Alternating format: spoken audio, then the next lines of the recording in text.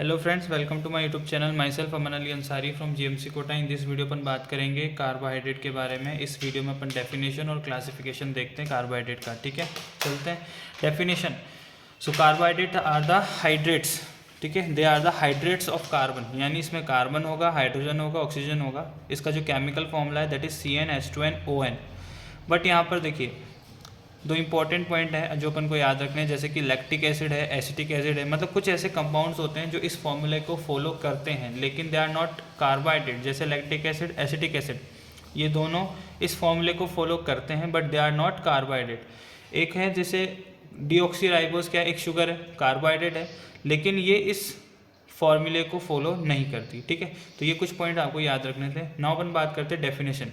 So carbohydrate is the polyhydroxyaldehydes or ketones or compound which produce them on hydrolysis. This is the complete definition of carbohydrate. ठीक है, ये आपको याद रखनी है। polyhydroxyaldehyde और कीटोन और compounds which produce them on hydrolysis. Okay, now अपन बात करते हैं क्लासिफिकेशन ऑफ कार्बोहाइड्रेट की। तो carbohydrate is classified into 4 category: monosaccharide, disaccharide, oligosaccharide and polysaccharide. Okay, now monosaccharide मतलब जो एक ही यूनिट से बने, one single unit of sugar. ठीक है, जो एक शुगर की यूनिट से बने that is monosaccharide. Simple sugar है, ठीक है, मतलब इसमें क्या होगा, एक यूनिट होगी, है ना, और वो कितने भी कार्बन की बनी हो सकती है। तो अपन ने on the basis of number of carbon atom इन्हें क्लासीफाई किया है, जैसे ट्रायो शुगर, टेट्रो शुगर, पेंटोज, हेक्सोड और हेप्टो शुगर। ठीक है, अगर ट्रायो शुगर है तो देखो ट्रायो शुगर के दो एग्जांपल है, ग्लिसरॉल्डिहाइड और डाईहाइड्रोक्सी एसीटोन, DHA।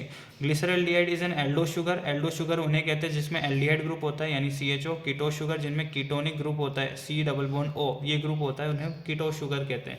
तो ट्रायोज शुगर यानी 3 कार्बन की सिंगल यूनिट, इसे अपन क्या कहेंगे, मोनोसेक्राइड, है ना।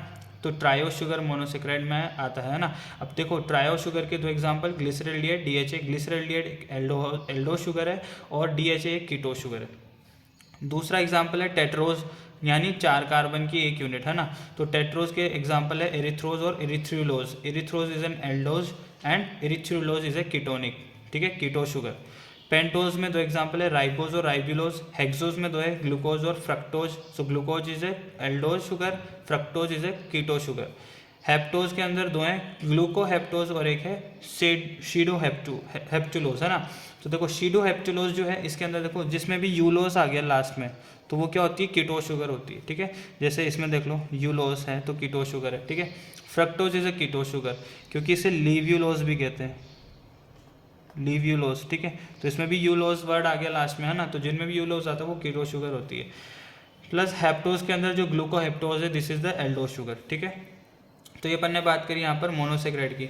नाउ जो मोनोसेक्राइड होते हैं ना वो Molisch test, Benedict test, Barfoed test और सेलिवनॉफ टेस्ट, ये चारों टेस्ट पॉजिटिव देते हैं। अपन को पता है मोलिस टेस्ट क्यों करते हैं, फॉर द कार्बोहाइड्रेट, है ना, आइडेंटिफिकेशन टेस्ट है for the carbohydrate, group test for carbohydrate. And Benedict test क्यों करते हैं, for the reducing sugar. Barfoed test क्यों करते हैं, फॉर द मोनोसेक्राइड, और मोनोसेक्राइड ही होते हैं जो बारफोइड टेस्ट पॉजिटिव देते हैं। Seliwanoff test is for keto sugar, keto sugar gives a positive Seliwanoff test. यानी मोनोसेक्राइड जो होते हैं ना ये सारे टेस्ट देते हैं, Molisch test, Benedict test, Barfoed test and Seliwanoff test. ठीक है, नाउ अपन बात करेंगे डाइसेक्राइड की। नाउ डाइसेक्राइड के अंदर अपन के पास 2 पॉइंट आते हैं, रिड्यूसिंग शुगर होते हैं, non reducing sugar. Reducing sugar वो होते हैं जिनमें फ्री एल्डिहाइड और कीटोनिक ग्रुप प्रेजेंट होता है, नॉन रिड्यूसिंग जिनमें फ्री एल्डिहाइड और कीटोनिक ग्रुप नहीं होता। ठीक है, अब देखो रिड्यूसिंग शुगर के अंदर उनके पास 2 एग्जाम्पल है, लैक्टोज और माल्टोज, है ना, these 2 are the disaccharide. Lactose जो होता है ये गैलेक्टोज और ग्लूकोज से मिलकर बना होता है। यहाँ पे आगे गैलेक्टोज लिखा होता है देन ग्लूकोज। ठीक है, यहाँ पर थोड़ा उल्टा हो गया, पहले आएगा गैलेक्टोज देन ग्लूकोज। ठीक है, because first carbon of galactose use होता है और 4th carbon of glucose use होता है, एंड इन दोनों के मिलने पर डाइसेक्राइड का फॉर्मेशन होता है दैट इज लैक्टोज, है ना। और they are linked each other with the glycosidic linkage. ठीक है, तो यहाँ पर कौन सी लिंकेज होती है, β1,4 लिंकेज। ठीक है, क्योंकि यहाँ पर बीटा डी ग्लूकोज होता है और उसका फर्स्ट कार्बन, है ना, देन बीटा डी ग्लूकोज का 4th कार्बन, है ना, और वहाँ से हाइड्रोलाइसिस होगा, वाटर मॉलिक्यूल जो है लिबरेट होगा और ग्लाइकोसाइडिक लिंकेज होगी। ठीक है, और उससे डाइसेक्राइड। डाइसेक्राइड का मतलब क्या है, 2 मोनोसेक्राइड यूनिट कंबाइन होते हैं, लिंक होते हैं बाय द ग्लाइकोसाइडिक बॉन्ड। ठीक है, और डाइसेक्राइड का फॉर्मेशन करते हैं। जैसे यहाँ पर लैक्टोज है, गैलेक्टोज और ग्लूकोज से मिलकर के बना होता है। नाउ माल्टोज ग्लूकोज यूनिट से मिलकर के बना होता है, अल्फा 1,4 लिंकेज से बना होता है, ठीक है। नॉन जो रिड्यूसिंग शुगर है उसमें एक आती है सुक्रोज। तो सुक्रोज किससे बनी होती है? ग्लूकोज और फ्रक्टोज से, है ना। तो first carbon of glucose and second carbon of fructose, ठीक है। First carbon of glucose and second जो कार्बन है फ्रक्टोज का लिया जाता है और हाइड्रोलाइसिस होता है वहाँ पर, और ग्लाइकोसाइडिक लिंकेज का फॉर्मेशन होता है ना। तो अल्फा 1 बीटा 2 लिंकेज होती है। कौन सी? Alpha 1 beta 2 linkage. नाउ अब इसमें देख सकते हैं, देखो first and second carbon are involve in the linkage. अपन ने देखा ग्लूकोज का फर्स्ट कार्बन और फ्रक्टोज का सेकंड कार्बन, तो ये दोनों क्या है? इन्वॉल्व है लिंकेज के अंदर। सो यहाँ पे लिखा है therefore unavailable for osazone formation, क्योंकि ओसाजोन फॉर्मेशन के लिए C1 and C2 are responsible. First carbon second carbon दोनों रिस्पॉन्सिबल होते हैं ओसाजोन फॉर्मेशन के लिए, बट यहाँ पर ये दोनों ही क्या है? लिंकेज का फॉर्मेशन कर रहे हैं, अल्फा 1 बीटा 2 लिंकेज का फॉर्मेशन कर रहे हैं। तो सुक्रोज जो होता है ना, ये it is give negative osazone test, ठीक है। ये ओसाजोन का फॉर्मेशन भी नहीं करता। एक पॉइंट तो ये होगा। प्लस यहाँ पर दोनों अगर लिंकेज का फॉर्मेशन कर रहे हैं तो यहाँ पर फ्री एल्डिहाइड और कीटोनिक ग्रुप भी नहीं होता है, इसलिए सुक्रोज क्या होता है? नॉन रिड्यूसिंग शुगर होता है, ठीक है। अब ये ओसाजोन का फॉर्मेशन नहीं करता, लेकिन लैक्टोज जो है ये ओसाजोन का फॉर्मेशन करता है, और यहाँ पर पाउडर पफ शेप्ड ओसाजोन का फॉर्मेशन होता है। माल्टोज में सनफ्लावर शेप्ड ओसाजोन का फॉर्मेशन होता है। प्लस जो मोनोसेक्राइड्स अपन ने पढ़े थे, जैसे ग्लूकोज है, फ्रक्टोज है, मैनोज है, तो यहाँ पर क्या होता है? इनमें आपस में C1 C2 में डिफरेंस होता है, लेकिन जब ओसाजोन का फॉर्मेशन होना होता है तो उस दौरान फिनाइल हाइड्रोजन जो है इट मास्क द डिफरेंस, यानी ये इनका ये C1 C2 का जो डिफरेंस है उसे छुपा देता है। कौन? Phenyl hydrogen. इसलिए ये तीनों जो है सेम तरह की स्ट्रक्चर बनाते हैं, निडल शेप्ड ओसाजोन का फॉर्मेशन करते हैं, ठीक है। Glucose, fructose, mannose. लैक्टोज से बनती पाउडर पफ शेप, माल्टोज से बनती sunflower shape, but glucose, fructose और मैनोज तीनों से बनती नीडल शेप। बिकॉज वैसे इनमें डिफरेंस होता है, C1 C2 में डिफरेंस होता है, लेकिन इस डिफरेंस को मास्क कर देता है कौन? फिनाइल हाइड्रोजन, ठीक है। ये छुपा देता है, और फिर ये नीडल शेप, तीनों का ही नीडल शेप ओसाजोन का फॉर्मेशन ये करते हैं, ठीक है ना। इसके बाद में आता है ओलिगोसेक्राइड, ठीक है। ओलिगोसेक्राइड मतलब 3 से 10 मोनोसेक्राइड यूनिट्स हैं जो मिल करके एक यूनिट बना रही है ना, तो वो ओलिगोसेक्राइड्स के अंदर आते हैं। तो ओलिगोसेक्राइड में एग्जांपल है रेमनोज है, स्टेक्योज है और रेफिनोज है, ठीक है। So these are the example of oligosaccharide. Now polysaccharide मतलब more than 10 monosaccharide unit will combine via the glycosidic linkage and they form the polysaccharide. इसके अंदर दो कैटेगरी आती है, होमोपॉलीसेक्राइड और हेट्रोपॉलीसेक्राइड। यानी जो मोनोसेक्राइड यूनिट्स है अगर वो सेम है तो मतलब एक ही तरह की मोनोसेक्राइड यूनिट्स कंबाइन कर रही तो होमोपॉलीसेक्राइड यूनिट हो गई, है ना। और अगर different type of monosaccharide unit combine कर रही हैं तो उसे अपन क्या कहते हैं? हेट्रोपॉलीसेक्राइड कहते हैं, ठीक है। नाउ देखो यहाँ पर होमोपॉलीसेक्राइड यानी सेम शुगर यूनिट, ठीक है। एग्जाम्पल है स्टार्च। तो स्टार्च जो है इसे अपन कहते हैं plant storage form, it is the storage form of carbohydrate in the plant. और स्टार्च के अंदर दो कंपोनेंट आते हैं, अमाइलोज और अमाइलोपेक्टिन।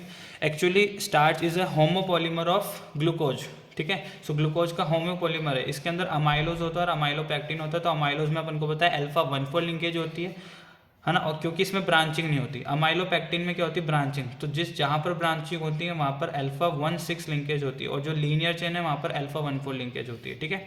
सेकेंड एग्जाम्पल है glycogen. It is also the homopolymer of glucose but it is highly branched, है ना। It is dense than the starch, और इसे अपन एनिमल स्टार्च भी कहते हैं। It is the stored form of carbohydrate in the animals. Third अपने पास है cellulose. Cellulose is the homopolymer of beta D glucose. So इसमें बीटा 1,4 ग्लाइकोसाइडिक लिंकेज होती है।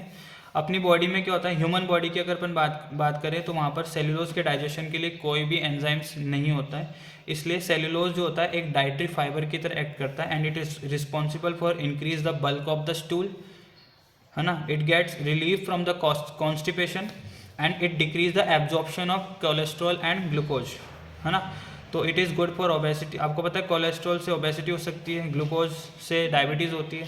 तो ये क्या करता है? इनका एब्जॉर्प्शन कम कर जाता है कोलेस्ट्रॉल का, ग्लूकोज का, ठीक है। सो इस तरह से सेलुलोज अपनी बॉडी में काम करता है। इसके अलावा है dextrin, it is also the homopolysaccharide and it is form by the partial degradation of the starch के पार्शियल डिग्रेडेशन से बनता है डेक्स्ट्रीन। जैसे कि आपको पता होगा, अपन ने पढ़ा था मतलब डाइजेशन एब्जॉर्प्शन के अंदर अपन पढ़ते हैं 30% स्टार्च का डाइजेशन होता है, तो माल्टोज और डेक्स्ट्रीन बनता है, ठीक है, in the buccal cavity.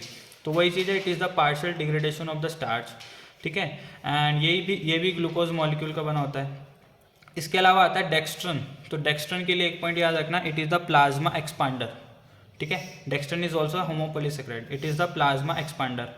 Next है inulin. So inulin is a polymer of fructose का पॉलीमर होता है and it is used in the estimation of GFR। It is it's important, inulin important है because it is use in the estimation of the GFR, ठीक है। And it is the polymer of fructose, ठीक है। इसे अपन fructan भी कहते हैं, inulin is also known as fructan. Next है chitin. Chitin is also homopolymer of the N acetyl glucosamine. So chitin जो होता है आपको पता है फंजाई की सेल वॉल बनाता है, ठीक है। फंजाई की सेल वॉल काइटिन की बनी होती है, it is a homopolymer of the N acetyl glucosamine. So ये भी किस में आता है, होमोपॉलीसेकेराइड्स के अंदर आते हैं, ओके। नाउ अपन बात करेंगे हेट्रोपॉलीसेकेराइड की, ठीक है। तो हेट्रोपॉलीसेकेराइड मतलब कि different constituent of sugar combine करते हैं ग्लाइकोसाइडिक लिंकेज से, है ना, और एक पॉलीसेकेराइड का फॉर्मेशन करते हैं। इसके अंदर एग्जांपल है जैसे कि agarose, hyaluronic acid, heparin, chondroitin sulphate, keratan sulphate, dermatan sulphate. तो ये जो हाइलुरोनिक एसिड, हेपेरिन है, कॉन्ड्रोइटिन सल्फेट है, किरेटन सल्फेट है, डर्मेटन सल्फेट है, इन्हें कलेक्टिवली क्या कहते हैं, ग्लाइकोज अमाइनोग्लाइकन, GAG, ग्लाइकोज अमाइनोग्लाइकन कहते हैं। और इसी का दूसरा नाम है म्यूकोपॉलीसेकेराइड। एक्चुअली इनमें क्या होता है, they are the negatively charge, ये नेगेटिवली चार्ज होते हैं, तो ये आपस में क्या करते हैं, रिपल्सन करते हैं and they act as a shock absorber, ठीक है। They act as a shock absorber, ठीक है। ये ग्लाइकोज अमाइनोग्लाइकन ये अलग से एक शॉर्ट नोट पे आता है, तो इसके लिए अलग से वीडियो बन जाएगी, ठीक है। तो अभी इतना ही इन द हेट्रोपॉलीसेकेराइड। नाउ अपन बात करते हैं फंक्शंस ऑफ द कार्बोहाइड्रेट। तो इंपॉर्टेंट एग्जांपल है जैसे ग्लूकोज है, तो अपन को पता है glucose is the energy source, ठीक है। It gives 4 kilo calorie per gram energy, specially for brain and RBC। Next है लैक्टोज। सो इसे मिल्क शुगर कहते हैं, it is specially useful for the babies. Next sucrose, इसे cane sugar कहते हैं, table sugar कहते हैं, शुगर कैन से मिलता है। Starch, it is the storage carbohydrate in the plants. Glycogen is the storage carbohydrate in the animals. Hyaluronic acid, तो अपन को पता है it is the shock absorber, अभी मैंने ऊपर बताया था ना। हाइलुरोनिक एसिड किस में आता है, ग्लाइकोज अमाइनोग्लाइकन में, तो क्या होगा, शॉक एब्जॉर्बर होगा, ठीक है। कहाँ पर होता है, साइनोवियल फ्लूइड में होता है and vitreous humour of the eye के अंदर होता है, ठीक है, याद रखना। Next heparin, it is an anticoagulant present in the blood. Heparin क्या है, एक एंटीकोएगुलेंट होता है, ब्लड में पाया जाता है। इसके अलावा कॉन्ड्रोइटिन सल्फेट कहाँ होता है, टेंडन में, कार्टिलेजेस में एंड बोन में, ठीक है। Keratan sulphate present in the cornea for the transparency of the cornea. Then dermatan sulphate is found in skin, vessels and heart valves, okay, heart के valves में पाया जाता है dermatan sulphate. Inulin, it is useful for measurement और estimation of the GFR। डेक्स्ट्रन पर बताया था मैंने, डेक्स्ट्रन में क्या याद रखना है, plasma expander, okay. Next glycoprotein, glycolipids, अपन को पता है it is the important constituent of the plasma membrane, ठीक है ना, glycoproteins and glycolipid. And carbohydrates have importance in the formation of exoskeleton in insect, for example chitin, ठीक है, chitin की बनी होती है इंसेक्ट के exoskeleton। Plus they also responsible for cell wall formation in some micro organism, जैसे अभी मैंने काइटिन की बताया, इंसेक्ट में होती है, सेल वॉल की तरह, मतलब chitin from the cell wall of the fungi, ठीक है, इस तरह से। और प्लांट की सेल वॉल बनी होती है हेमीसेलुलोज से, सेलुलोज से, है ना, पैक्टिन से। तो they are responsible for formation of cell wall in the microorganism. So in this video अपन ने इसी वीडियो को यहीं पर ख़त्म करेंगे। अपन ने डेफिनेशन पढ़ी है, ठीक है, अपन ने क्लासिफिकेशन पढ़ा, अपन ने डिफरेंट कार्बोहाइड्रेट्स का फंक्शंस के बारे में पढ़ा, ठीक है। सो इससे एक लॉन्ग आंसर टाइप क्वेश्चन बनता है डेफिनेशन के लिए, फंक्शन के लिए और क्लासिफिकेशन ऑफ कार्बोहाइड्रेट के लिए, ठीक है। अब मिलेंगे नेक्स्ट वीडियो में। So keep watching, thank you.